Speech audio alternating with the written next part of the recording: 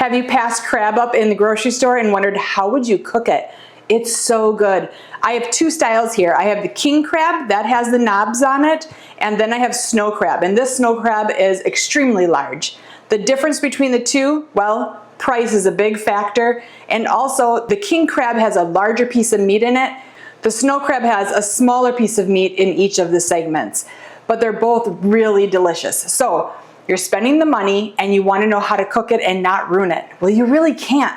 These are already cooked. You're either going to get a live crab that's crawling around, or you're going to get them cooked. There's only two options. We're going to take a pot of boiling water.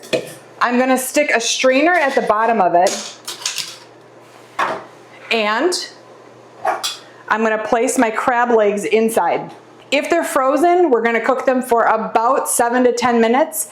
If they're already thawed out, you're only going to be about 3 to 5 minutes.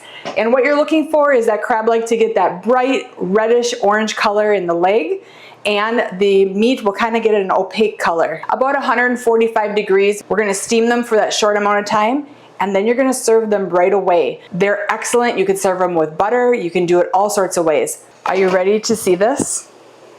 Careful for the steam. Look at that beautiful color. And again, they weren't sitting in water. I had them sitting just above with that strainer, so they're just getting steamed.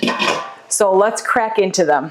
When working with the crab legs, be careful because these pokey little things do hurt when you crack into them with your hands, and crab legs are messy to eat with. There's lots of different tools like scissors and little clippers, a little fork type thing to get that meat out. And when it comes out, I took one out already, it should be nice and firm and kind of flaky, but not completely falling apart. That is so good. This is the way that I choose to cook my crab legs. You can find more recipes and tips at Sharky's Greenhouse YouTube channel. See you there.